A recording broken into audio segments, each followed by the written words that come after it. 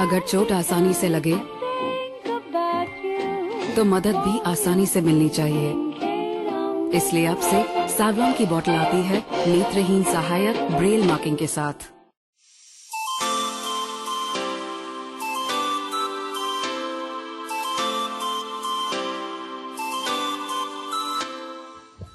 Welcome friends, मैं मनीष अग्रवाल स्वागत करता हूं आपका लाइव गो के एक और नए एपिसोड में। इसमें मैं मिलवा रहा हूं आपको ऐसे लोगों से जो आरपी जैसी डिजीज के साथ जी रहे हैं और उसके चैलेंज की तरह लेकर अपनी ज़िंदगी को खुशी से आगे बढ़ा रहे हैं और अपने कार्य करने के लिए वो टेक्नोलॉजी का भी सहारा ले रहे हैं, जैसे मोबाइल और लैपटॉप। इसमें एक सॉफ्टवेयर आता है स्क्रीन रीडर सॉफ्टवेयर करके, जिससे स्क्रीन पे आने वाली चीज़ों को वो पढ़ के सुनाता है ताकि विजुअली इम्पेयर्ड पर्सन उसे सुनकर वो काम कर सके जो एक आम आदमी देख कर करता है। इसका मतलब वो अपने कानों को अपनी आंखों की तरह इस्तेमाल करते हैं। लेकिन जब उन्हीं कानों में भी कुछ प्रॉब्लम आ जाए तो उसके चैलेंज कैसे होंगे? जी हाँ, सही सुना आपने। आरपी में विजन के साथ साथ कई पेशेंट को हियरिंग प्रॉब्लम भी स्टार्ट हो जाती है, जिससे उनके चैलेंज बहुत अलग हो जाते हैं। तो वही जानने की कोशिश करेंगे आज हम अपने इस शो में। आज मैं मिलवा रहा हूँ आपको ऐसी एक पेशेंट से जिनको आरपी में विजन के साथ साथ हियरिंग लॉस भी है। तो जानते हैं उनसे कि उनको कैसे चैलेंज का सामना करना पड़ा इसे लेकर और कैसे उन्होंने अपनी जिंदगी को संभाला। ये ऐड उस घाव जैसा है जो अचानक से आ जाता है, खास करके उनको जो मेरी तरह नेत्रहीन है। नमस्ते, मैं बिपिन और मैं आपको एक बात बताना चाहता हूँ। सैवलॉन एंटीसेप्टिक अब ब्रेल बॉटल्स में आता है। सुनने के लिए धन्यवाद। अब म्यूजिक सुनिए। तो चलिए स्वागत करते हैं रवि यादव जी का, जो फरीदाबाद हरियाणा से है। आज वो हमारे साथ अपनी ज़िंदगी के एक्सपीरियंस और अपने चैलेंज के बारे में बातें करेंगे। तो चलिए स्वागत करते हैं रवि यादव जी का। Thank you very much Manish ji, आपका बहुत बहुत शुक्रिया कि आपने इनवाइट किया और आप ऐसे इंस्पिरेशन एपिसोड बना रहे हैं जिससे लोग इंस्पायर हो। और जिस तरह के चैलेंजेस हमें देखने पड़े थे, मैं उम्मीद करता हूँ आने वाली जनरेशन को वो ना देखने पड़े। Thank you very much. तो रवि जी, आपको ये प्रॉब्लम किस एज से स्टार्ट हुई? सर, जब मैं 6th स्टैंडर्ड में था, करीब 12 या 13 साल का, तब मुझे हियरिंग प्रॉब्लम का डायग्नोस हुआ। मेरे घर वाले जैसे दूर से आवाज़ लगाते थे तो उनको पहले लगता था कि ये ध्यान नहीं दे रहा है। शायद मैं बहुत ज़्यादा टीवी देखता था, उनको लगता था इसका ध्यान जा नहीं रहा है। पर धीरे धीरे किसी ने बोला कि इसको शायद हियरिंग प्रॉब्लम होगा, तो वो चेक करा हियरिंग लेवल, तो वो काफ़ी ज़्यादा मतलब माइल्ड लेवल का था। 100% में से कम से कम मेरा 50% हियरिंग लॉस पहले से ही था बचपन से बाय बर्थ। बट उसको डिटेक्ट होने में कम से कम 12-13 साल लग गए। उसके बाद मुझे रिकमेंड किया गया। आपको हियरिंग प्रॉब्लम स्टार्ट हुआ सबसे पहले? हाँ जी सर, पहले मेरा हियरिंग प्रॉब्लम था एंड उसके लिए मुझे रिकमेंड किया गया था कि आप हियरिंग एड यूज़ करें तो आपको थोड़ा जो पास का सुनाई देता है उसके साथ साथ आपको थोड़ा दूर का भी सुनाई देगा। बचपन में मेरे को बिल्कुल छोटी छोटी वॉइस नहीं सुनाई देती थी, जैसे पानी का बहना, चिड़िया का चहकना, ये सब नहीं सुनाई देता था एज ए नॉर्मल पर्सन। 12 साल तक आपने सुना ही नहीं ये चीज़ें? हाँ जी सर। उसके बाद भी नहीं आया ये सब कुछ? नहीं सर, बचपन में इतना ध्यान जाता नहीं है ऐसे टर्म्स पे कि ये भी दिक्कत हो सकती है। इवन पेरेंट्स का भी नहीं गया ध्यान इतना। काफ़ी टाइम निकलने के बाद आप देख सकते हैं 12-13 साल से कम्युनिकेशन गैप हो रहा था, बट समझने में थोड़ा टाइम लग गया। तो आपको विजन की प्रॉब्लम कब से स्टार्ट हुई? सर, मुझे प्रॉब्लम आ रही थी मैं जब 15 साल का था, 10th स्टैंडर्ड में। तब मैं ट्यूशन्स वगैरह खेलने वगैरह जाता था। मुझे क्रिकेट से काफ़ी डर लगता था। जैसे ना फास्ट बॉल आती थी जैसे, तो वो दिखती नहीं थी। मुझे काफ़ी क्रिकेट खेलने से डर लगता था। मैं क्रिकेट से बड़ा परहेज करता था। अचानक से एकदम से बॉल आ जाती, वो दिखती नहीं होगी? हाँ, एकदम फास्ट मूवमेंट वाली चीज़ें दिखती नहीं है। तो ये सब बातें तब समझती नहीं थी। जब मैं 15 साल का था तब मुझे दिक्कत आनी शुरू हुई सबसे पहले नाइट विजन की। मैं ट्यूशन से आता था साइकिल वगैरह से, और रात को शाम के बाद हम लोग खेलते थे सारे बच्चे मिलके। तब मुझे थोड़ी दिक्कत आती थी, बट मेरा कभी ध्यान नहीं गया। और तब मैं फ्रेंड्स के साथ होता था, स्कूल फ्रेंड्स या फिर ट्यूशन फ्रेंड्स, तो घर वालों का भी इतना ध्यान नहीं गया। और मुझे ऐसा लगता था जैसा मुझे दिख रहा है वैसा ही है, मुझे कोई दिक्कत नहीं है। हाँ, शायद सबको वैसा ही दिखता होगा, ये था। पर कभी कभार जैसे घर वालों के साथ डिनर पे जाते थे, किसी का बर्थडे होता था, तो मुझे थोड़ा सा दिक्कत होता था रास्ते में। तो वो लोग बोलते थे कि तुम नाटक क्यों कर रहे हो, तुमने क्या कोई मूवी देख ली? मुझे टीवी देखने का बहुत शौक था, मूवीज वगैरह का, और मेरा इंटरेस्ट भी वही था कि मुझे इस फील्ड में जाना है, एक्टिंग या मॉडलिंग में। कोई इतना ज्यादा मूवीज, सॉन्ग्स और टीवी देखने का शौक था। तो वो लोग सोचते थे ये शायद टीवी ज्यादा देखता है तो ये उसको रिसाइट कर रहा है या उसको कॉपी कर रहा है, ये उनको लगता था। तो वो लोग बोलते थे तुम एक्टिंग क्यों कर रहे हो ऐसे, ये क्या दिख नहीं रहा तुम्हें, इतना बड़ा पत्थर पड़ा है, ये रास्ता नहीं दिख रहा तुमको, ऐसे कर रहे हो, ये इतनी बड़ी गाड़ी तुमको नहीं दिख रही है, ऐसे क्यों कर रहे हो, इतनी तो लाइट है, इतना भी कम क्या है। तो ये करीब 1-2 साल चला। फिर उनको डाउट हुआ कि जितनी बार हम रात को बाहर जाते हैं शाम के बाद तो उसको दिक्कत होती है, और ये इतने लंबे टाइम से बोल रहा है। आरपी की दुविधा ही ऐसी, आरपी में सिम्टम इस तरह के आते हैं, सामने वाले को समझ ही नहीं पाता कि क्या प्रॉब्लम है पेशेंट के साथ। हाँ जी सर। और खुद को भी नहीं पता लगता कि मुझे कुछ प्रॉब्लम है क्या नहीं। तो आपका कैसे डायग्नोज हुआ आरपी? उसके बाद मेरे घर वालों ने सोचा कि डॉक्टर को दिखाना चाहिए। उन्होंने उस टाइम 1-2 डॉक्टर को दिखाया, बट उनको डायग्नोस नहीं हुआ। उन्होंने कहा, मेरे घर वालों ने डिस्क्रिप्शन ऐसा दिया कि इसको जो शाम के बाद कम दिखता है और ये इसका मूवमेंट स्लो हो जाता है, शाम के बाद ये चलता धीरे है, भागना छोड़ देता है, ये सब होता था। और उन्होंने बताया था कि चांद की रोशनी में कम दिखता है। तो डॉक्टर ने हंस के बोल दिया कि चांद की रोशनी में किसको दिखता है सर, वैसी कोई दिक्कत नहीं है, ये बच्चा है शायद बता नहीं पा रहा होगा। डॉक्टर ने सीरियसली नहीं लिया आरपी को? सीरियसली नहीं लिया। तो जो छोटा मोटा टेस्ट होता है हमारा, थ्रेशोल्ड या विजन टेस्ट, वो कर लिया। वो विजन प्रॉब्लम तो तब आती नहीं थी, तब रीडिंग वगैरह में कोई दिक्कत नहीं थी। तो उसने कहा सब ठीक है, अब बेवजह परेशान हो रहे। तो यही बात होती है ना रवि जी, घर वाले सोचते हैं जब पढ़ रहा है, सब कुछ कर रहे हैं, वहाँ कोई दिक्कत नहीं है, तो इन चीजों में क्यों दिक्कत है? हाँ तो ये समझ नहीं पाते ना, आरपी में कह नहीं सकते कि किस चीज में दिक्कत आ जाए, ना दिखने को बड़ी चीज ना दिखे और दिखने को छोटी सी भी चीज दिख जाए आरपी में। हाँ जी, ऐसी प्रॉब्लम होती है सबके साथ। हाँ जी। फिर 11th-12th मैं पढ़ने में बहुत ही वीक था। मेरा इंटरेस्ट पूरा टीवी वगैरह में था, डांस वगैरह में, और एक्टर्स को कॉपी करने में थोड़ा सा। तो मैं पढ़ने में बहुत ही वीक था, तो उनकी एक्सपेक्टेशन इतनी भी नहीं थी। 10th मैंने जैसे तैसे पास कर ली। उसके बाद आया 11th-12th, उसमें थोड़ा मैंने पढ़ने पे फोकस किया।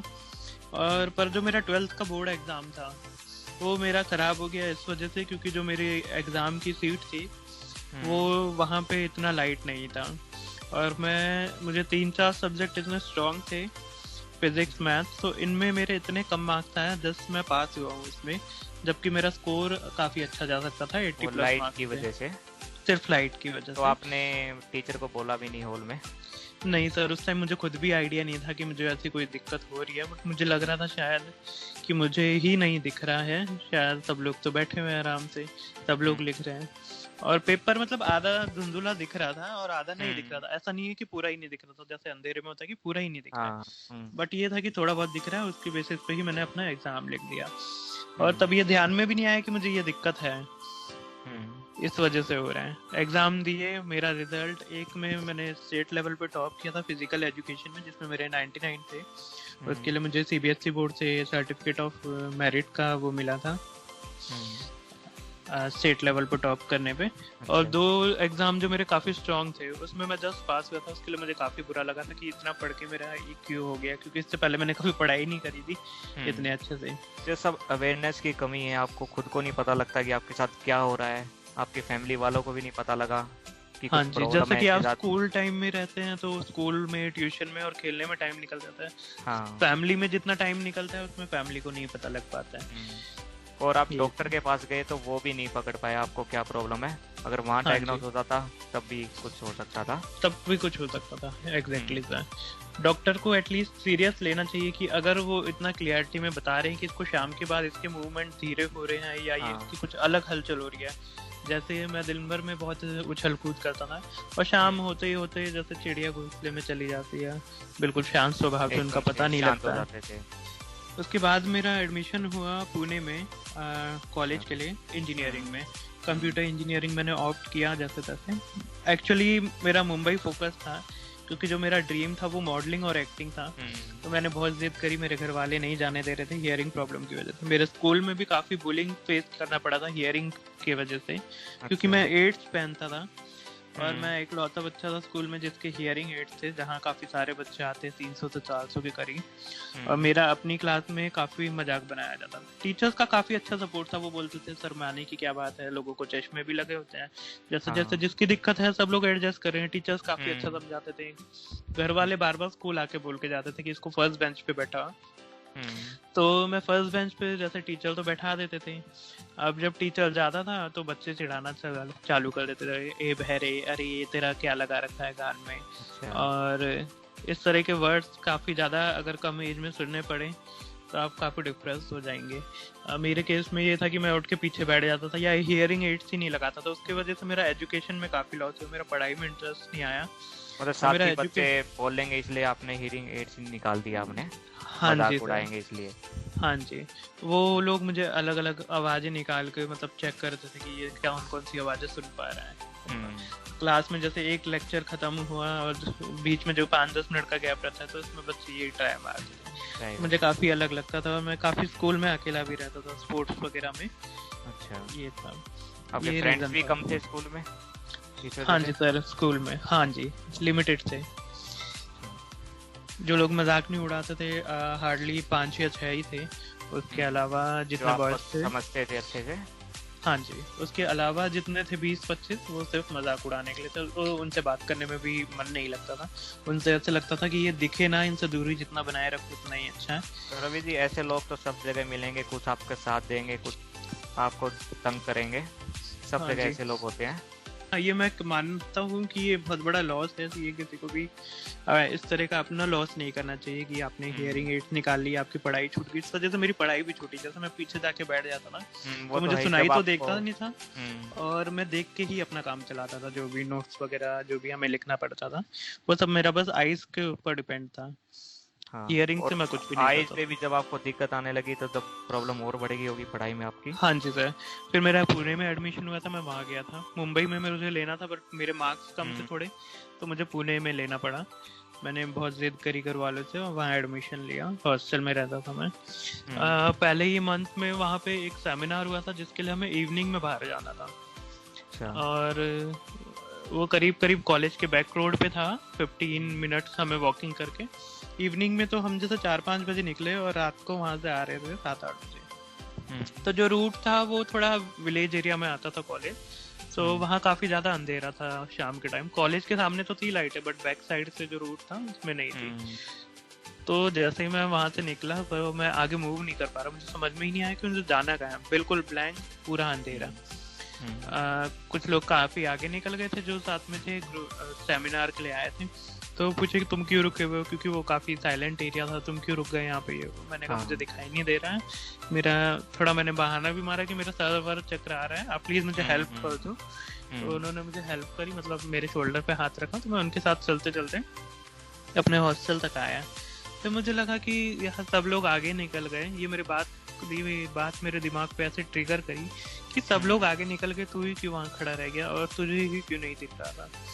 फिर मैंने नेक्स्ट डे था ना कि मेरे को डॉक्टर को दिखाना चाहिए कि ये कोई छोटी मोटी बात नहीं है कि तुम्हारे साथ के 20 लोग आगे निकल गए, तुम अकेले वहाँ खड़े हैं। तुम्हें ऐसा लगा कि ये प्रॉब्लम सबके साथ नहीं है, नाइट में औरों को दिखता है, मुझे नहीं दिख रहा, बस ऐसा पता लगा? वो बिल्कुल कंफर्टेबल ही जा रहे हैं और मुझे एक चीज तक, मेरे नेक्स्ट स्टेप पे, मेरे अगले कदम पे क्या है मुझे ये नहीं, वो आपको नहीं दिखाई दे रहा। पहले आप समझते होंगे कि ये सबके साथ होता होगा नाइट में तो? हाँ जी सर। फिर मैं नेक्स्ट डे डॉक्टर गया कॉलेज से छुट्टी लेके। वहां जाके मुझे बोला गया कि आपकी आंखें डायलेट करनी पड़ेंगी, आपको कुछ टाइम के लिए धुंधुला दिखेगा।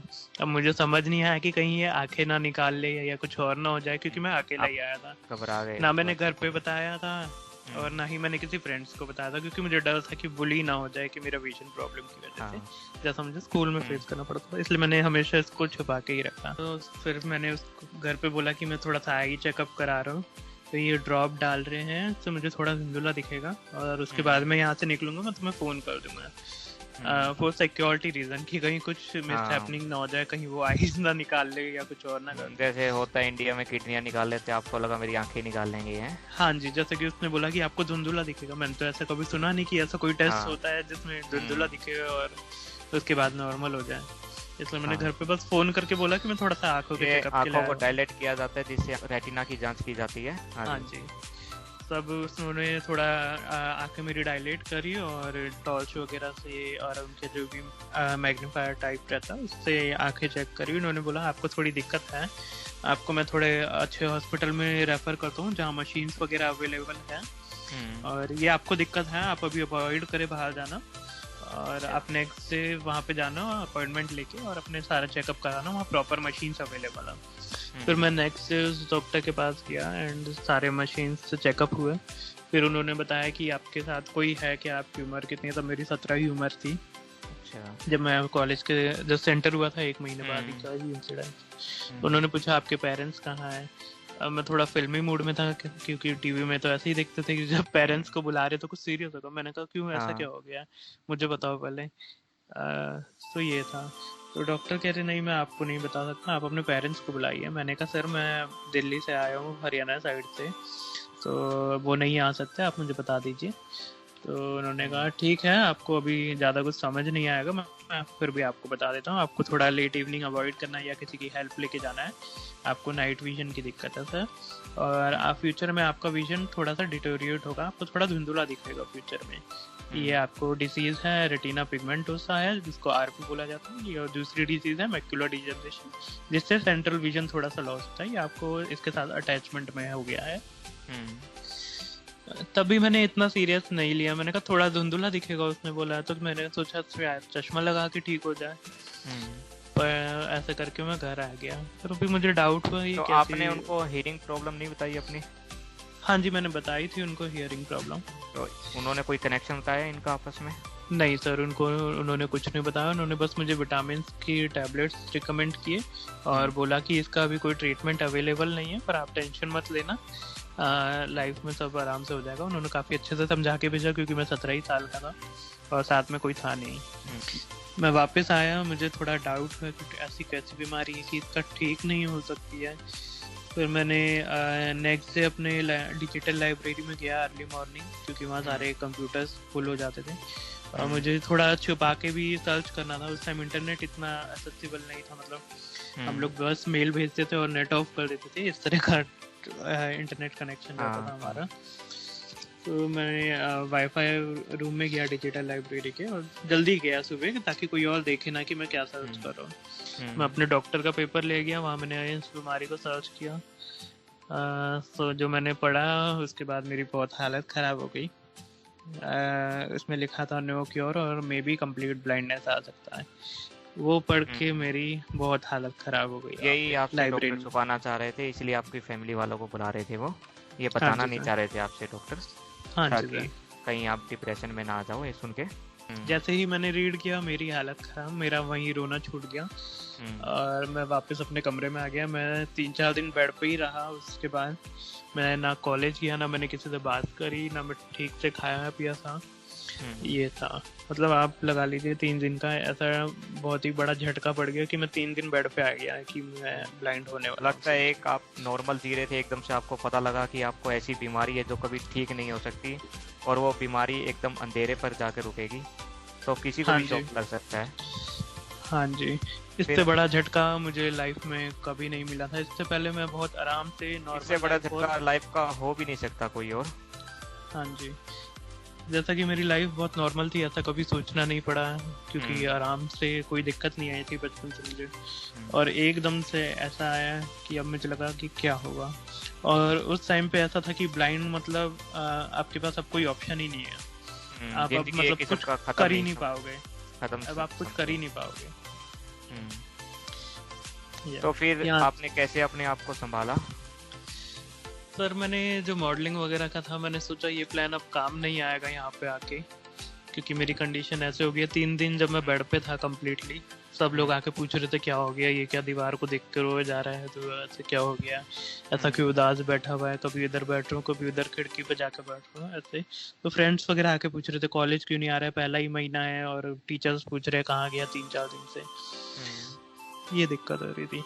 फिर मैंने जो 3 दिन थे उसमें काफ़ी सोचा। मैं पढ़ाई में भी बहुत वीक था, और जो मैंने पढ़ाई करी थी उसका मुझे रिजल्ट मिला नहीं था, तो मुझे पढ़ाई में इंटरेस्ट नहीं था। बट मेरे घर वालों की मुझे बाहर भेजने की कंडीशन नहीं थी कि एटलीस्ट तब मैं पास हो जाना, तो कैसे भी पास हो जाना, क्योंकि मैं फेल भी हो जाता था। 5 सब्जेक्ट हो तो मैं 2 या 3 में से फेल हो जाता था, ऐसा कंडीशन था। उन्होंने बोला बस कैसे भी पास हो जाना, जितने पैसे लगा रहे हैं हम वो वेस्ट नहीं जाने चाहिए, तो कैसे भी पास हो जाना। मैंने सोचा ये कंडीशन पे भी सरवाइव करना पड़ेगा कि उन्होंने भेजा है, और दूसरी कंडीशन ये थी अगर तू फेल हुआ तो तुझे पहले साल में ही वापस ले आएंगे। हाँ। तो मैंने सोचा कि फिलहाल मुझे यहीं रहना है। तो मैंने अपनी पढ़ाई का ठाना कि मेरे को कुछ ऐसा पढ़ना पड़ेगा कि मैं भीड़ से अलग आ पाऊँ और जिससे मेरा लाइफ भी बन जाए। ऐसा नहीं कि काम चलाने के लिए मेरी लाइफ बने। वहाँ से मैंने पढ़ना चालू किया। पहले ही महीने में मेरे को पढ़ने की बिल्कुल हैबिट नहीं थी। मैं सारी किताबें लेके बैठा पढ़ने के लिए और बहुत पढ़ता था। पहला सेमेस्टर ऐसा था कि इतना सारा पढ़ के भी मेरे कम मार्क्स आए, बट उसके बाद देखते ही देखते 4 साल में नहीं तो हमेशा टॉपर लिस्ट में ही मेरा नाम रहा है। एक फेलियर स्टूडेंट का 4 साल टॉपर लिस्ट में नाम रहा है अपने डिपार्टमेंट से। Out of 150 student computer engineering के मेरा हमेशा टॉपर लिस्ट में नाम था। तो आपने अपना फोकस पूरा पढ़ाई पे कर लिया, वो एक्टिंग और मॉडलिंग से हटाकर। हाँ और जी उसमें सर। आपको रिजल्ट भी मिला फिर आपको हाँ कॉलेज जी में। सर। मुझे यही था कि अब ऐसा कुछ करना है जिससे मुझे कोई ऐसे पीछे ना छोड़ दे, कोई मुझे बुली ना करे। अब मुझे पहले ही एक एक्सपीरियंस था हियरिंग में बुलिंग का, जो उसके स्टूडेंट्स थे। तो मुझे ये पता था कि अगर मेरा अच्छा स्कोर होगा, सब टीचर्स मुझसे बात करेंगे, सब बच्चे स्टूडेंट्स वगैरह बात करेंगे। और टॉपर बनने के बाद वो काफ़ी अच्छा लगा मुझे। टॉपर बनने के बाद 4 साल लगा था, तो ये काफ़ी अच्छा एक्सपीरियंस था मेरा। इससे आपका कॉन्फिडेंस भी गेन हुआ होगा और जो विजन का डिप्रेस था वो भी दूर हुआ होगा इस चीज से। हाँ जी, हाँ जी। उस टाइम मैं प्रिंट रीड कर लेता था पर मुझे ब्लैक बोर्ड का नहीं दिखाई देता। अब मैं स्कूल में कैसे लास्ट बेंच पे बैठ जाता था हियरिंग एड्स निकाल के, अब मैं कैसे बैठता था, अब मैं फर्स्ट बेंच पे बैठता था। हियरिंग प्रॉब्लम मैंने कॉलेज में नहीं बताई, ना ही मैं अपनी हियरिंग एड्स लेके गया था। मुझे वो दोबारा फेस नहीं करना था, तो मैंने स्कूल में किया। ये भी मेरी सेकंड गलती थी अगर मैं आपको बताऊँ तो। अगर शायद मैं लगा लेता तो मैं अच्छे से पढ़ पाता, कम्युनिकेट कर पाता। मैं फर्स्ट बेंच पे बैठ जाता था कि सुनाई भी दे जाएगा और जितना दिखना है वो उतना तो दिख ही जाएगा, फर्स्ट बेंच से आगे क्या बैठना है। तो मैं अपना सारा रीडिंग जो था प्रिंट दिख जाता था, ब्लैक बोर्ड पार्शियली दिखता था मुझे उस टाइम पे। तो मैं इतना ध्यान नहीं देता था ब्लैक बोर्ड पे भी, मैं सुन सुन के ही अपने सारे नोट्स वगैरह जो भी बनाना था सब बना लेता था। तो उसके बाद फिर आपने क्या किया? उसके बाद सर लास्ट ईयर में कंपनीज आती है और जैसा कि टॉपर था मैं, तो टीचर्स की एक्सपेक्टेशन भी ज़्यादा थी कि इसको सबसे अच्छा पैकेज मिलना चाहिए।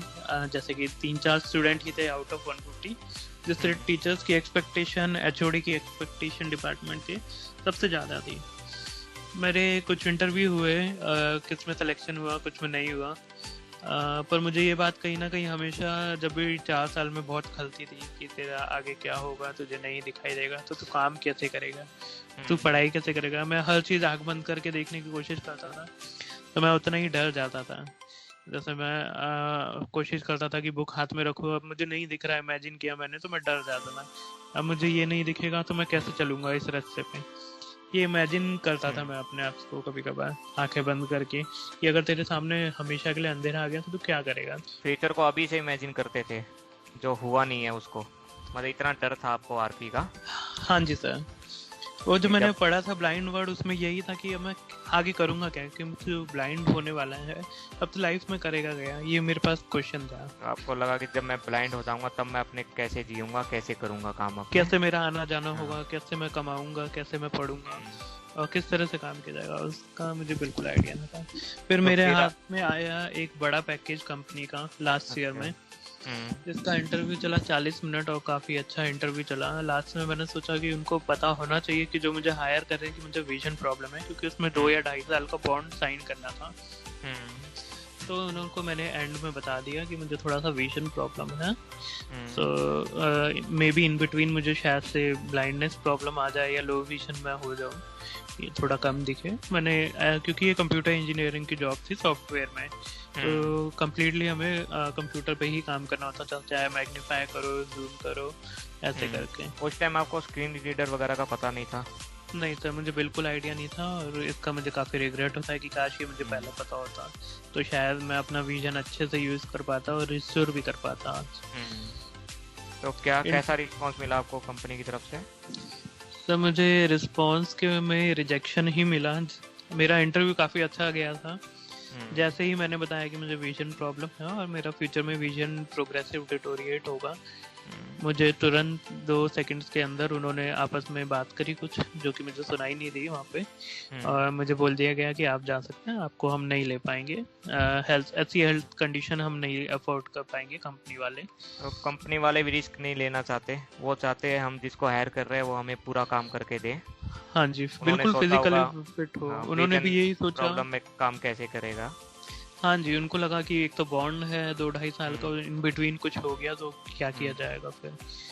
तो ना कंपनी को अपने साइड से प्रॉफिट लगा, इसलिए उन्होंने ऐसा रिजेक्शन दिया। इस बात से मैं काफ़ी डिप्रेस हो गया कि बीइंग अ टॉपर, बीइंग इतने सारे लोगों की एक्सपेक्टेशन थी, टीचर्स एचओडी वगैरह की, एंड स्टूडेंट इतने सारे थे फ्रेंड्स में कि पूरा मतलब मुझे काफ़ी डिप्रेशन आ गया उस टाइम कि मुझे ऐसा क्यों हुआ रिजेक्शन, कि मैंने इतनी मेहनत करी, मेरा हमेशा टॉपर लिस्ट में नाम था, तो ये मुझे कहीं ना कहीं हर्ट कर गया। मुझे आखिरी सेमेस्टर में थोड़ा सा डिप्रेशन फील होने लगा। अब मुझे लगा कि मुझे शायद विजन प्रॉब्लम की वजह से मेरा रिजेक्शन हुआ है, तो मुझे शायद रहना ही नहीं चाहिए यहाँ, शायद मेरा कुछ हो ही नहीं सकता है, और मुझे जीना भी नहीं चाहिए, ऐसा मुझे लगने लगा उस टाइम कि एक तो विजन प्रॉब्लम है और मैंने 4 साल जैसे तैसे अपने मेंटल कंडीशन को ठीक रखा। आपने सभी चैलेंज का सामना कर कर अच्छे से पढ़ाई की, उसके बाद भी आपका रिजेक्शन हुआ, तो आपको सिर्फ इसलिए कि विजन प्रॉब्लम है। हाँ हाँ जी सर, तो थोड़े मुझे नेगेटिव थॉट्स आते थे उस टाइम डिप्रेशन की, और ऐसा लगता था कि अब रहना ही नहीं चाहिए। somehow मैंने कंट्रोल किया, मैंने फिर घर वाले ये को शौक बोला। भी आपका वैसा ही होगा जैसे पहली बार आपको पता लगा आपको आरपी है और उसका इलाज नहीं है। हाँ जी सर, ये झटका बहुत बड़ा था मेरी लाइफ के लिए कि विजन प्रॉब्लम हो तो ऐसा भी रिजेक्शन मिल सकता है, या कोई हेल्थ इशू हो तो ऐसा इतना बड़ा रिजेक्शन मिल सकता है, जबकि आप सारा क्वालिफाई करके आए हो, फर्स्ट राउंड, सेकंड राउंड, और परसेंटेज भी उस कंपनी का ऐसा था कि जो कि मुश्किल से 3 या 4 लोग ही क्वालिफाई कर पा रहे थे 150 में से, हम 3-4 लोग ही गए थे। फिर आगे आपने क्या किया? उसके बाद उसी बीच जो मेरे लास्ट के 6 महीने थे जो प्रोजेक्ट वर्क रहता है कंपनी से, तो रिजेक्शन मिल गया। फिर मैंने सोचा इतनी मेहनत करी है, क्यों ना ये प्रोजेक्ट भी ढंग से ही कर लिया जाए, क्योंकि मेरा मार्क्स अच्छे रहेंगे तो क्या पता दूसरी कंपनी में मिल जाए, इसमें ना सही तो कोई बात नहीं। मार्क्स अच्छे हैं, उसको बेवजह डिप्रेशन लेके उसको डिग्रेड नहीं करना चाहिए। उस बीच मेरी एक बात हुई, ऑर्थोपेड जो मेरे सोसाइटी में ऑर्थोपेडिक एक डिसेबल्ड थे व्हील चेयर पे, तो मैं काफ़ी ज़्यादा पढ़ता था, और जैसे रात के 3-4 बजे तक पढ़ता था और मॉर्निंग में घूमने जाता था, तो वो मतलब व्हील चेयर लेके जा रहे थे, तो मैंने ऐसे ही उनको पूछा अर्ली मॉर्निंग में कि क्या मैं आपको ड्रॉप कर दूँ, तो उनसे मेरी बात हुई, तो उनको मैंने अपनी सिचुएशन बताई, उन्होंने मुझे अपनी बताई, तो उन्होंने कहा आप ना सर्टिफिकेट ज़रूर बना के रखना। उस टाइम 2015-16 ही था, चल रहा था जब हमारा RPWD एक्ट आने वाला था, उनको भी शायद इसका थोड़ा नॉलेज था। तो उन्होंने बोला आप सर्टिफिकेट बना के रखो, इस तरह के रिजेक्शन नहीं मिलने चाहिए, आपको अपना सर्टिफिकेट बनाना चाहिए। तब मुझे पता लगा कि हाँ, डिसेबिलिटी सर्टिफिकेट भी कुछ होता है और इसको बनवाना चाहिए। फिर जाके मैंने वापस आया था जब छुट्टियों में, फिर मैंने हॉस्पिटल वगैरह के चक्कर काटे, तब मुझे सर्टिफिकेट बनाने में भी बड़ी दिक्कत आई। विजन प्रॉब्लम आ रहा था 20% लॉस, और वो की बनता नहीं है। उन्होंने डॉक्टर ने बोला 40% का सर्टिफिकेट बनता है। हाँ जी, मैंने कहा मुझे शाम से लेके मुझे सुबह तक दिखाई नहीं देता है जैसे बाहर, तो मेरा आधा दिन तो वहीं चले गया, तो मैं फिर भी क्यों नहीं डिसेबिलिटी कैटेगरी में आ रहा हूँ, ये मुझे काफी डाउट था। और पढ़ने में भी मुझे थोड़ी दिक्कत आती थी, जैसे मुझे ब्लैक बोर्ड तो दिखाई नहीं देता था फर्स्ट बेंच पे बैठ के, और गैप भी नहीं होता था उसमें इतना, और सिर्फ मैं बुक्स ही पढ़ पाता था या फिर फोन में जूम करके, यही मेरे पास ऑप्शन था। तो मेरा सर्टिफिकेट बनने में भी काफ़ी टाइम लग गया। उससे मुझे डॉक्टर ने बोला कि आप थोड़ा वेट करो ना, आपका विजन तो लॉस होगा ही और सर्टिफिकेट आपको मिल जाएगा। मैंने कहा सर आप ऐसा कीजिए, आप मेरे को विजन लॉस बचा लीजिए, मुझे सर्टिफिकेट का तो कुछ पता नहीं है क्या होगा इस पे, तो आप मेरा विजन बचा लीजिए, हमें सर्टिफिकेट मुझे सर्टिफिकेट नहीं चाहिए। यस, मतलब डॉक्टर भी ये कह रहा है कि आप थोड़ा वेट करो, आपको सर्टिफिकेट मिलेगा, आपका विजन और लॉस होगा अभी। तो मुझे इतना गुस्सा आता था कि जैसे कोई करने का वेट करें डॉक्टर के हाँ साथ। जी, हाँ जी, ऐसे भी डॉक्टर होते हैं दुनिया में।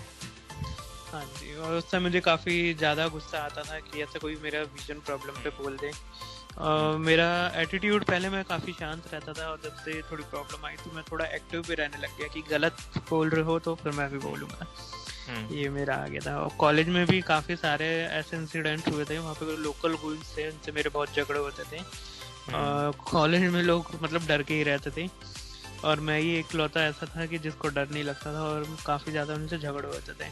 उस वजह से मुझे अलग अलग नाम भी दिए गए थे, सिंघम और बाहुबली, कि तुम इतना अच्छा कैसे कर लेते हो हर फील्ड में, तुम्हें गुंडों से भी डर नहीं लगता, यहाँ के तुम पढ़ाई में भी अच्छे हो, तुम कल्चरल एक्टिविटी में भी अच्छे हो, ऑलराउंडर। मुझे बाहुबली या सिंघम का नाम लेके कुछ लोग बुलाते थे। तो मैं काफ़ी एक्टिव हो गया था अब अपने राइट्स के लिए कि मुझे कुछ करना है करके। उसके बाद मैं घर आया वापस अपना पूरा कंप्लीट करके। मेरा उसके बाद जितनी कंपनीज में मैंने ट्राई किया, मेरा नहीं हो पा रहा, और मेरा मन भी नहीं लग पा रहा था कि मैं पढ़ के नहीं जाता था। मैं सिर्फ डिप्रेशन की वजह से जो लास्ट एक्सपीरियंस था, मुझे लगा रिजेक्ट ही करेगा, अब मैं बताऊंगा तो फिर ऐसा लगता था छुपा लो। मैंने कहा छुपा के क्या होगा, कंपनी को कल ना कल तो पता लग ही जाना है, अगर विजन डिटोरिएट काम होगा करोगे तो पता लगेगा कंपनी को तो। हाँ जी, और विजन डिटोरिएट हुआ तो कुछ तो चेंजेस आएंगे ही हमारे फिजिकल एक्टिविटी में। तो मैंने वही रहता था कि कभी लगता था कि छुपा के एंट्री ले लूँ। छुपा के एंट्री में बहुत आराम से ले सकता था, बट मैंने वो प्रेफर नहीं किया कि मैं अपना विजन प्रॉब्लम छुपाऊँ। मेरा ये था कि जिस भी कंपनी में जाऊँ वो मुझे रेस्पेक्ट से जॉब दे, ना कि कोई सिंपैथी या एम्पैथी करके मुझे दे, दया भावना से दे। तो इसलिए मैं बताता था कि मैं काबिल हूँ करके, तो बट उस बेसिस पे नहीं मिल। फिर आप गवर्नमेंट जॉब की तरफ कैसे गए, कैसे यहाँ आपका रुझान बढ़ा? सर मैं 2016 जून से डिप्रेशन में था, क्योंकि मेरा कहीं भी मन नहीं लग पा रहा था, और बहुत ज़्यादा नेगेटिव वाइब्स आते थे दिमाग में। तो जुलाई 2016 के बीच में से लेके मैं 2017 के ऑलमोस्ट सितंबर तक मैं घर में ही था, बेड पे ही रहता था, और मैं कुछ नहीं करता था। कभी इंटरव्यू वगैरह कॉल आते थे, मैं चले जाता था, बट मैं उसमें परफॉर्म नहीं कर पाता था, क्योंकि मेरा लास्ट एक्सपीरियंस बहुत गहरा छाप छोड़ दिया था उसने मेरे ऊपर, कि मुझे अब कोई उम्मीद ही नहीं थी। और मैं घर में रहता था तो घर वाले भी काफ़ी सारी बातें कहते थे, पूरी तरीके से उम्मीद हार चुके थे। हाँ जी, मतलब अलग अलग सुझाव देते थे, तुझे दिन में थोड़ा बहुत दिखता है, तुम टीचिंग का लाइन क्यों नहीं पकड़ लेते, पास वाले स्कूल में चले जाओ, भले ही तुम्हें थोड़े पैसे मिल जाए, कुछ तो काम हो जाएगा तुम्हारा, अब तूने इतनी पढ़ाई करी है, तेरा कोई फायदा तो हुआ नहीं। ये भी मुझे सुनने को मिलता था कि अब तुमने इतनी पढ़ाई करी है, तुम्हारा कुछ फायदा तो हुआ नहीं। कुछ रिलेटिव शादी के पीछे पड़ जाते थे कि जल्दी शादी कर लो, शायद फ्यूचर अच्छा हो जाए, और शादी भी मतलब ऐसे कर लो कि गांव से कोई लड़की ले आएंगे जिसको पढ़ी लिखी नहीं होगी, उससे करा देंगे तो ऐसा हो जाएगा, ये वो। काफ़ी तांत्रिक वगैरह, काफ़ी डॉक्टर्स के पास ले गए, ये सारा तो सब कुछ ट्राई करा घर वालों रिलेटिव्स ने। तो उस टाइम मेरा 1.5 साल खराब हो गया अच्छे से इन सब के बीच। हाँ जी सर, ये इसको आप डिप्रेशन स्टेज कह सकते हैं। ये टाइम हर आरपी वालों को भुगतना पड़ता है, ऐसा हर एक के जीवन में आता है, जहाँ वो कोई 1.5 साल, कोई 3 साल, 5 साल अपने खराब करता है इन चीज़ों के ऊपर। हाँ जी सर, डिप्रेशन स्टेज आता ही है अगर आप फिजिकली फिट से लो विजन में भी जा रहे हैं, या लो विजन से आप ब्लाइंड की तरफ जा रहे हैं, ब्लाइंडनेस की तरफ। डिप्रेशन स्टेज आता ही है, बट देखने की बात ये होती है कि कितना लंबा आता है। मेरे केस में 1.5 साल था, मैंने देखा है लोगों ने 8-8 साल, इतना ज़्यादा मैं सोच के हैरान हो गया। इनफैक्ट आज मैं जब मुड़ के देखता हूँ तो मुझे लगता है कि तुमने काफ़ी ज़्यादा टाइम दे दिया अपने ज़िंदगी का डिप्रेशन को, तो ये नहीं होना चाहिए था। और डिप्रेशन का रीज़न भी सिर्फ यही था कि तुम्हें दिखता नहीं है। क्या एक बात से तुम्हारे बॉडी के बाकी पार्ट काम करना बंद कर देंगे? ऐसा नहीं हो सकता। दिमाग चल रहा है, तुम्हारी धड़कन चल रही है, तुम्हारी सांसें चल रही हैं। आपको पता नहीं था, जो नहीं दिख रहा उसकी कमी कैसे पूरी करनी है मुझे। हाँ जी, मुझे अभी तक कुछ नहीं पता था। 2017 तक भी मुझे कुछ नहीं पता था, और मैं डिप्रेशन में जाया जा रहा था। फिर आप कैसे इस डिप्रेशन से उभरे और कैसे अपने आप को आगे बढ़ाया? यस सर, उस टाइम मेरी जो बड़ी बहन थी, मेरी 3 बड़ी बहन हैं, जिसमें से 2 सेटल थी और एक का भी सेटल होना था, तो वो गवर्नमेंट जॉब के लिए जा रही थी पढ़ने के लिए दिल्ली में। तो मैंने अपने घर वालों को बोला कि मुझे भी जाना है, मुझे वहाँ थोड़ा कंप्यूटर का कोर्स करना है। मैंने झूठ बोला उनसे कि मुझे कोई कंप्यूटर का कोर्स करना है, मुझे भी जाना है तो दिल्ली इन्हीं के साथ। तो घर वालों ने बिल्कुल मना कर दिया, तू यहाँ 1.5 साल से बस बेड पे पड़ा है, वहाँ जाके पड़ेगा और खर्चा ही बढ़ाएगा, इससे अच्छा तो घर में ही रह ले। बट मेरा कुछ ना कुछ मैंने दिमाग में सोचना शुरू किया। मैंने ये सोचा था कि शायद गवर्नमेंट जॉब में जो प्रोविजन है पर्सन विद डिसेबिलिटी के लिए, तो क्यों ना मैं उसमें देखूं, क्योंकि प्राइवेट जॉब में मुझे डिसेबिलिटी ग्राउंड पे निकाला है और मैंने सुना था कि प्राइवेट गवर्नमेंट जॉब में डिसेबल्ड लोगों के लिए अच्छे से इंक्लूजन बनाने की कोशिश हो रही है। सर्टिफिकेट भी साइड के साइड बनने का प्रोसीजर चालू था। तो मैंने सोचा कि मुझे दिल्ली जाना चाहिए और मैंने उनसे पैसे नहीं मांगे। मैंने कहा मैं बस आप मुझे रहने का दे दीजिए, बाकी मैं खुद से देख लूँगा। तो मुझे 15-20 दिन लगे कन्विंस करने में। आखिरी में वो नहीं माने और फिर मैं निकल गया दिल्ली के लिए। वो नहीं माने आखिरी में, मैंने जिद करी, मैं निकल गया अपनी सिस्टर के साथ ही। उसके बाद मेरे पास कुछ सेविंग थे, मैंने कोचिंग वगैरह का पता किया था। मेरे जो सेविंग अमाउंट था कुछ मेरे पास 8 या 9 हज़ार रुपये थे और क्लास भी इतने में ही हो रही थी। बस मेरे पास रहने का खर्चा नहीं था बिल्कुल भी और सपोर्ट भी नहीं था कहीं से। मैंने सोचा मैं जैसे तैसे क्लास ज्वाइन करता हूँ, बाकी सब जुटा लेंगे। रहने का कितना आएगा, 4-5 हज़ार में एडजस्ट कर लेंगे मैक्सिमम। तो मैं दिल्ली शिफ्ट हुआ अपनी सिस्टर के साथ, वहीं रूम लिया हमने छोटा सा, उसमें रहते थे हम दोनों। एंड उन्होंने वो अपनी प्रिपरेशन करती थी और मैं अपनी प्रिपरेशन करता था। मेरा फीस का क्या हुआ था कि मुझे तो पैसे दिए नहीं गए थे पढ़ने के लिए कि तुम्हें विजन प्रॉब्लम है, ऐसा क्या कर लोगे, और तुम 1.5 साल से घर में ही तो हो, यहाँ पे लेटे रहते हो, वहाँ जाके लूटोगे, खर्चा बढ़ाओगे फालतू का 8-10 हज़ार का एक्स्ट्रा खर्चा लगाने की। लेटना ही है तो यहीं लेट जाओ, यहीं लेट के दीवारें देख लो तुम्हें, और रोना ही है तो यहीं रो लो, इतना दूर क्यों जाना है। फिर जिस कोचिंग का मैंने डिसाइड किया था उसकी फीस कुछ 8-9 हज़ार थी उस टाइम, और एग्जैक्ट इतना ही अमाउंट मेरे पास था जो मैंने कभी काम करके कमाया था मॉडलिंग वगैरह में, उतना ही अमाउंट मेरे पास था। तो मैं जब एडमिशन लेने गया तो उन्होंने कहा फीस बढ़ गई है, 12 हज़ार हो गई है। मैंने कहा ऐसे कैसे फीस बढ़ गई, मैंने पहले पता किया था तब 8-9 हज़ार थी, अब आप 12 हज़ार ऐसे कैसे। वो कह रहे जैसे जैसे बैच फुल होने लग जाते हैं हमारी फीस बढ़ जाती है। अब मुझे समझ नहीं आया कि मैं कैसे करूं और कहाँ से पैसे जुटाऊं। घर भी छोड़ के आ गया और कैसे करूं। फिर मैंने सोचा कि उनके मैनेजर से बात करूं, जो वहाँ के मैनेजर है कोचिंग के। वहाँ मैं एंटर किया, उनको मैंने बोला सर ऐसा ऐसा है कि मेरा फीस इतना रख लीजिए, मेरा थोड़ा हेल्थ इशू भी है, मेरे पास सपोर्ट भी नहीं है। तो उन्होंने मेरा हेल्थ इशू पूछा, मैंने कहा मुझे थोड़ा हियरिंग और विजन प्रॉब्लम है। तो वो मेरी टांगे देखने लग गया। तो मुझे समझ नहीं आया उस टाइम कि वो क्या कर रहा था। तो मुझे ऊपर से नीचे घूर के देख रहा था, तो थोड़ा मेरे कान पे भी नजर मार रहा था, तो थोड़ा मेरे पैरों पे भी देख रहा था। तो वो ये देख रहा था कि जो बता रहा है ये क्या ये फिजिकल बॉडी में रिफ्लेक्ट हो रहा है कि नहीं, जो ये डिसेबिलिटी बता रहा है वो मेरा फिजिकल बॉडी में देख रहा। तो मुझे 5 मिनट बाद समझा कि वो क्या कर रहा था, और ये देख रहा था कि ये जो बता रहा है क्या वो फिजिकल बॉडी में आ रहा है कि नहीं। मैंने कहा सर मेरा हियरिंग प्रॉब्लम है जो कि कान के अंदर होता है, आपको बाहर से नहीं दिखेगा हियरिंग प्रॉब्लम।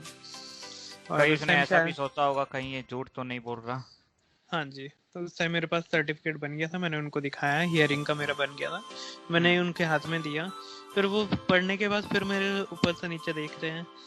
तो मैंने कहा सर उसमें लिखा हुआ है हियरिंग का प्रॉब्लम है, इतना % है, ऐसे आप जिस तरीके से स्कैन करके देख रहे हैं ना मुझे, तो इसमें आपको नहीं दिखेगा।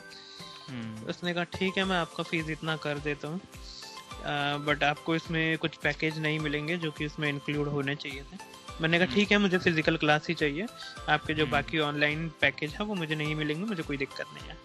ऐसे करके मैंने उनको कन्विंस किया और जितने मेरे पास पैसे थे 8-9 हज़ार मैंने वो दे दिए और मेरा एडमिशन हुआ कोचिंग में। और मैं फर्स्ट बेंच पे बैठता था और मुझे याद है वो बिल्कुल बोर्ड के पास में होता था, तो मुझे बोर्ड भी दिख जाता था और जो बोलते थे वो स्पीकर पे रहता था। तो मेरा वो इशू नहीं था, ना हियरिंग का इशू है ना विजन का, क्योंकि मैं बिल्कुल फर्स्ट बेंच स्पीकर लगा था। हाँ जी, माइक और स्पीकर का यूज होता था, तो मुझे वो हियरिंग इशू भी नहीं आता था और मैं फर्स्ट बेंच प्रेफर करता था। और दीवार काफी पास थी, मतलब दिल्ली में आप कोचिंग सेंटर देखेंगे तो इसमें छोटे छोटे जगह में 60 लोग बैठ जाते थे। तो वो बिल्कुल दीवार के आगे ही चेयर लगी थी, बिल्कुल 1 कदम का डिस्टेंस, और इतने पे मुझे दिख जाता में भी दिक्कत नहीं आई कोई। हाँ जी, ऐसे करके मैंने अपनी पढ़ाई करी, 3 महीने मैंने जमकर पढ़ाई करी और साथ ही साथ मैंने श्यामक दावर, आपने नाम सुना होगा, उनके डांस क्लास में एनरोल कर दिया था, थोड़ा सा डिप्रेशन दूर करने के लिए, हॉबीज फॉलो करने के चक्कर में, क्योंकि जैसा कि मुझे इंटरेस्ट था मॉडलिंग वगैरह में, तो हॉबीज फॉलो करने के लिए मैंने डांस क्लास में भी एनरोल किया। फिर मैंने उनके ग्रुप स्टेज परफॉर्मेंस भी दिया था श्यामक दावर इंटरनेशनल ग्रुप के साथ उस टाइम ही। तो ये भी एक मेरा अचीवमेंट में था उस टाइम। उसके बाद मैंने पढ़ाई करी और मेरा अचानक विजन डिटोरिएट हुआ, मेजर विजन डिटोरिएशन हुआ। 20% से मैं डायरेक्ट 40% में आ गया। मुझे लगा शायद मैंने फिजिकल प्रिंट ज़्यादा पढ़ लिया, या मैं दिन रात आइज पे स्ट्रेस लेके पढ़ता था, शायद इस वजह से हुआ, या पता नहीं। मुझे दिन रात पढ़ना पड़ता था 3 महीने। और मैं फिर दोबारा डिप्रेशन के स्टेज में आया इसके बाद। और ये डिप्रेशन से ही जैसे था कि मैं उस टाइम बिल्कुल एक पैरालाइज बॉडी होती है, वैसे मैं दिल्ली के जो रूम लिया हुआ था उसमें हो गया। और मैं 15-20 दिन तक बस बेड पे ही हूँ, थोड़ा बहुत खाना खाया और फिर दोबारा लेट जाता था। कुछ पढ़ाई नहीं करी, कुछ भी नहीं किया, ना घर का सामान लाता था ना कुछ, जो कि मैं पहले करता था। सब बिल्कुल ही कोलैप्स हो गया। फिर मेरी सिस्टर ने बताया 3 बार डिप्रेशन का स्टेज आया। हाँ जी सर। इसके बाद भी चेंजेस आते रहते हैं जीवन में, हर चेंज में डिप्रेशन आ जाता है, क्योंकि आरपी स्टेबल नहीं रहता कभी भी, हमेशा चेंज होता रहेगा। जितनी बार विजन डिटोरिएट होता है, फिजिकल एक्टिविटी, मेंटल एक्टिविटी जो भी रहती है, सब डिस्टर्ब हो जाती है। सब आपको दोबारा से फिर उसको रीबिल्ड करना पड़ता है। बहुत स्टेबल होने के लिए दोबारा मेहनत करनी पड़ती है। फिर मेरी ये चेकअप मैंने अकेले ही जाके कराया था। मैं सारे चेकअप अकेले ही करा रहा था, मुझे कोई फैमिली का सपोर्ट नहीं था। इवन मेरे सर्टिफिकेट बनाते टाइम वगैरह वो बोलते थे क्यों फालतू में इतने चक्कर काट रहे हैं, क्योंकि मैं 2 साल से चक्कर काट रहा था। क्योंकि मेरे 2 सर्टिफिकेट थे और 3-3, 4-4 महीने की डेट मिलती थी और मल्टीपल टाइम जाना पड़ता था। वो कह रहे थे पागल हो गया, पता नहीं क्यों इतने चक्कर काट रहा है अकेले जा के रोज। ये भी इशू था। फैमिली वाले भी नहीं समझ पा रहे थे आपको? हाँ जी, उनको इस फील्ड का भी नहीं पता था और ना ही वो इतना इंटरेस्ट ले पा रहे थे कि कुछ स्पेशल रिक्वायरमेंट हो सकती है। फिर मेरी सिस्टर ने बताया कि ये चेकअप करा के आया है, उसको थोड़ा दिखना कम हो रहा है, तो अब मैं इसको लेके घर आ रही हूँ कि ये 15-20 दिन से बेड पे ही पड़ा हुआ है और ये कुछ नहीं कर रहा है। मतलब एक तरह से आप बोल सकते हैं एक बॉडी पैरालाइज हो गई। फिर मैं घर पे आया, फिर से वहाँ का सब 3-4 महीने ही रहा वहाँ मैं दिल्ली में, और सब सामान मेरा वापस ले आया गया और मुझे यहीं रख दिया गया घर पे दोबारा। घर पे भी थोड़ा टाइम मैं डिप्रेशन में था, बट मेरी सिस्टर ने मेरे फॉर्म भर दिए थे वहाँ से।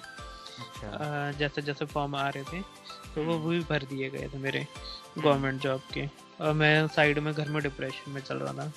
फिर जैसे ही मेरा एग्ज़ाम आ रहा था उसने बोला कि तू जाके बस एग्ज़ाम दे दे। मैंने कहा नहीं मुझे नहीं देना है करके।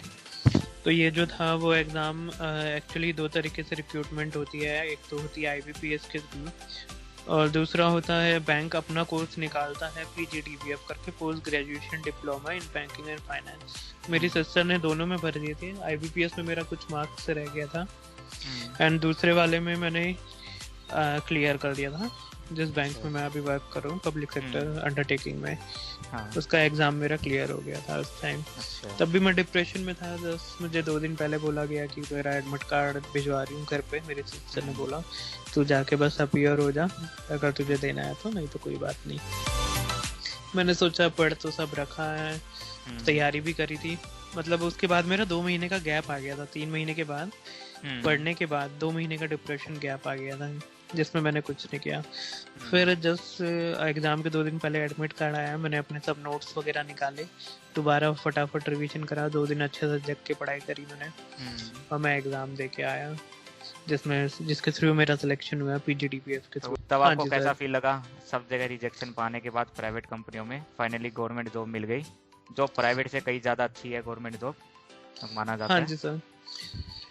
तो मुझे इतनी अच्छी फीलिंग आ रही थी कि लिस्ट में मेरा नाम है, उसको मैं सबको दिखा रहा हूँ। पहले भी मैंने घर पे नहीं बताया था। जैसा घर वाले बोल रहे थे कि क्या कर सकता है, तो क्या करेगा, कुछ हाँ नहीं जी, मुझे ऐसा भी किसी रिलेटिव के द्वारा बोला गया था कि तुम भीख मांगोगे, तुम्हें दिखाई नहीं देगा। तो मुझे ये बोला जाता था कि तुम्हारे हाथ पैर काट दिए जाएंगे अगर तुम ऐसे करोगे, बाद में तुम अकेले ही रहना है, तुम्हारी सिस्टर चली जाएंगी, तुम्हारे माँ बाप चले जाएंगे, बाद में तुम्हें अकेले रहना है। झगड़ा क्यों कर रहे हो तुम, सबको क्यों बोल हाँ रहे हो? जी, ऐसा भी बोला सबको जाता गलत होगा। मुझे पहले यही बोला जाता था कि तुम रेलवे स्टेशन पे भीख मांगने लगा देगा कोई तुमको, या तुमको कोई किडनैप कर लेगा, या तुम्हारे बॉडी पार्ट्स काट के भेज दिए जाएंगे। यही होता है ब्लाइंड लोगों के साथ।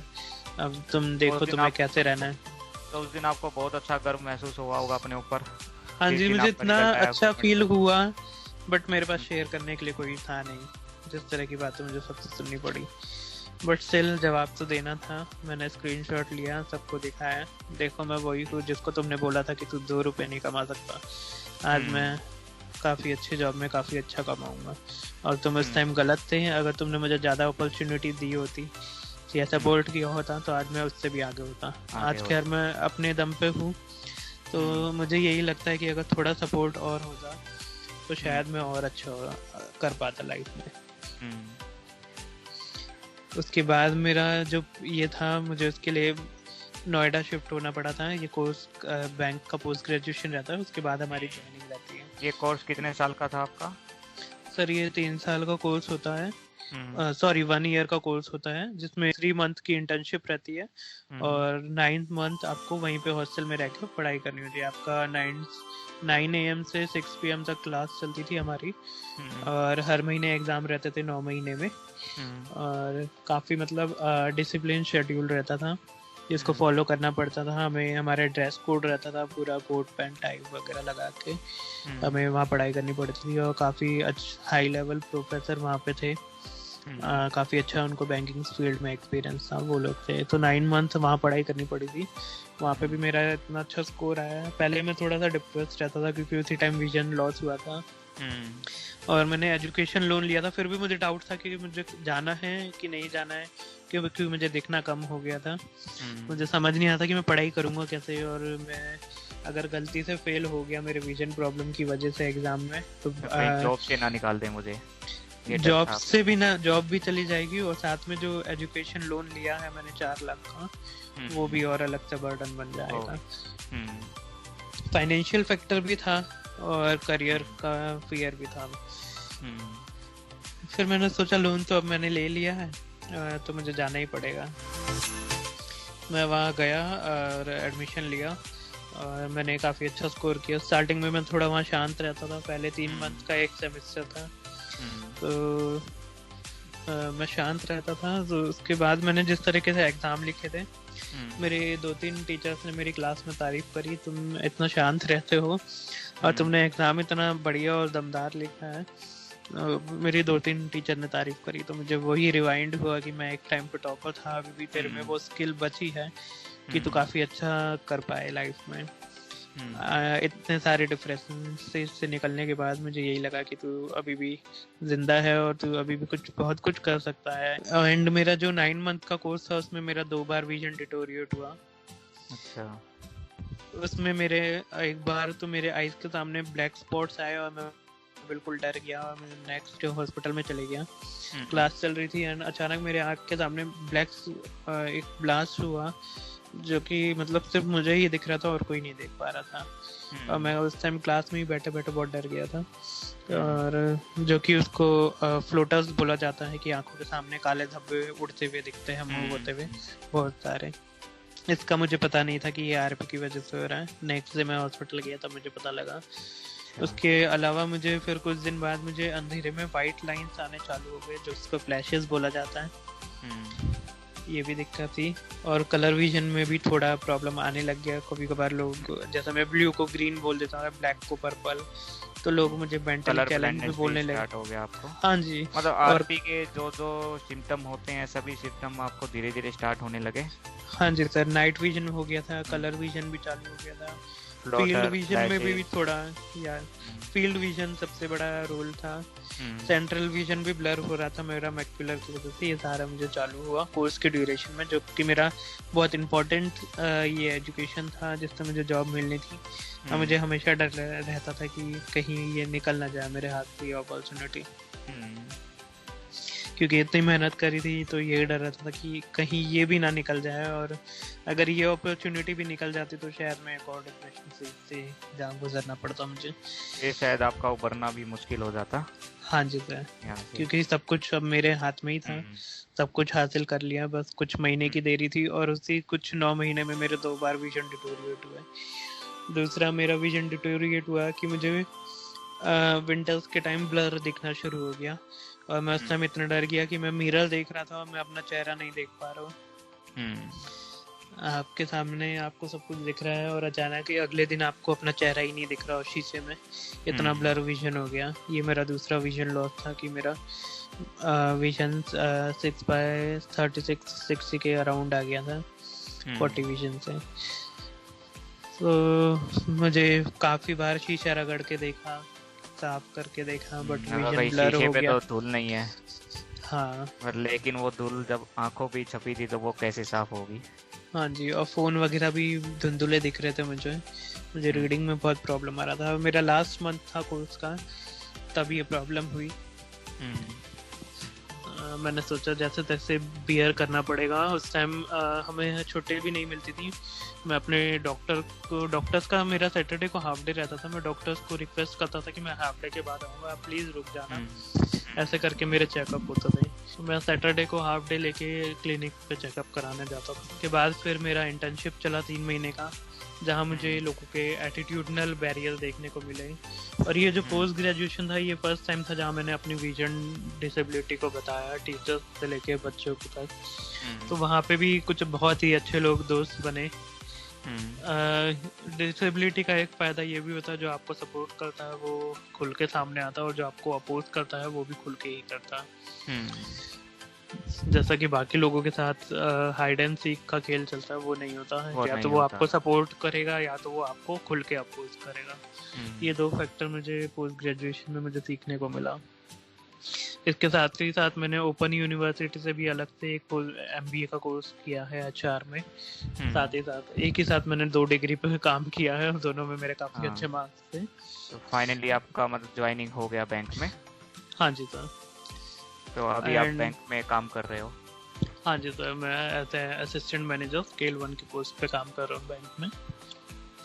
एंड इसके साथ जो मेरा दिक्कत था, विजन प्रॉब्लम, हियरिंग प्रॉब्लम, वो अभी भी मेरे साथ है। बट उसके साथ साथ एक और चीज़ है, मेरी कामयाबी। ये सबसे बड़ी बात है, यही आपको हौसला देगा, आपको कॉन्फिडेंस देगा जीने का। हाँ जी सर। तो अब आप अपनी ज़िंदगी को कैसे देख रहे हो आगे फ्यूचर में?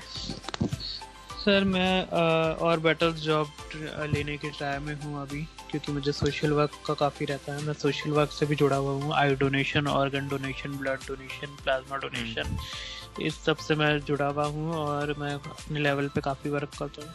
इसके अलावा हॉस्पिटल्स वाले कुछ हैं जो मुझे काउंसलिंग के लिए कॉल देते हैं, विजुअली इम्पेयर्ड बच्चों की। तो मुझे काफ़ी अच्छा लगता है उनकी काउंसलिंग करते हुए, क्योंकि जो लोग इससे गुजर चुके हैं और जिन लोगों ने सक्सेस हासिल करी है, तो हॉस्पिटल के लिए जब मैं चेकअप के लिए जाता था तो वो मुझे काफ़ी सारे नंबर देते थे, इनको आप गाइड करो करके।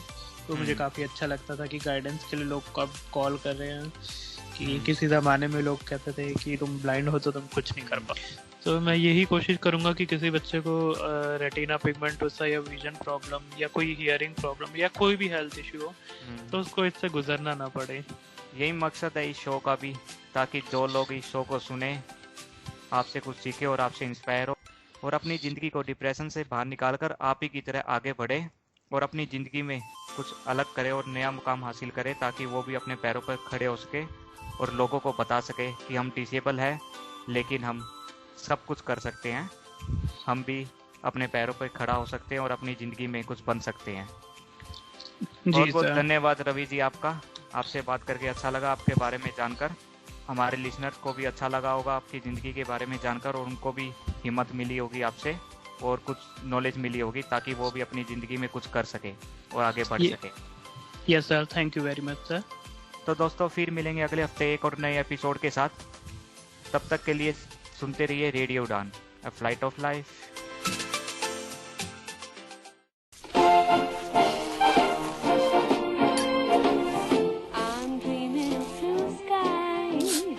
अगर चोट आसानी से लगे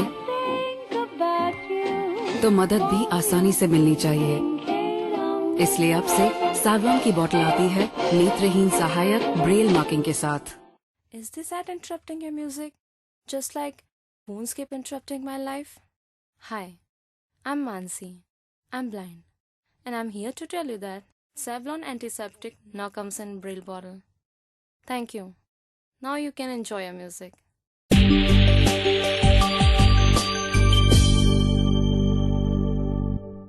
चूंदड़ी जयपुर ते मंगवाई, रैंडी सोने की घड़वाई, चूंदड़ी जयपुर ते मंगवाई, रैंडी सोने की घड़वाई, गले में कंठी घेर के न टोकनी चांदी की आठाई, रूप कति निखरा पाटरा जिक्र बहू के मान की काली, दामन नीचे पैरी जुती बनगी देखो चीज कसुती, यगज बन पानी ने चली, यगज बन पानी ने चली, यगज बन पानी ने चली, गज बन पानी ने चली।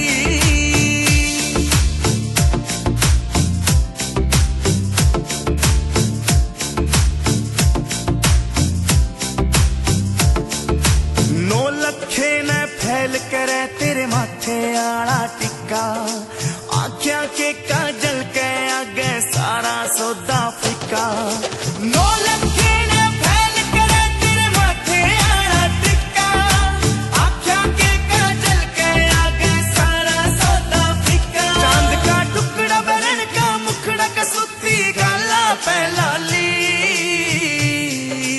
दामन नीचे पैरी जुती बनगी देखो चीज कसुती, यगज बन पानी ने चली, यगज बन पानी ने चली, यगज बन पानी ने चली, गज बन पानी ने चली।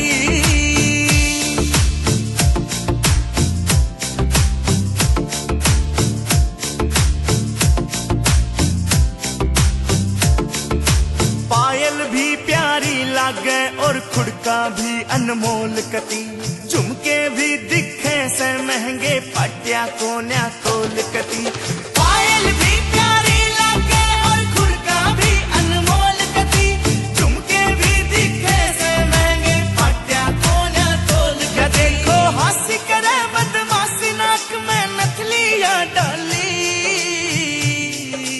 दामन नीचे पैरी जुती बनगी देखो चीज कसुती, यगज बन पानी ने चली, यगज बन पानी ने चली, यगज बन पानी ने चली, गज बन पानी ने चली।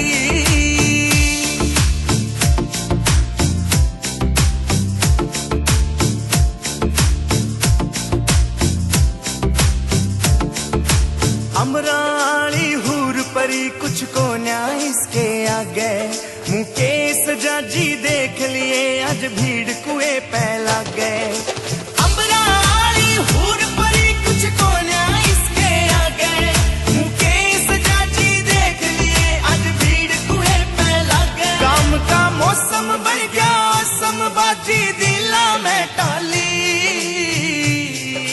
दामन नीचे पैरी जुती बनगी देखो चीज कसुती, यगज बन पानी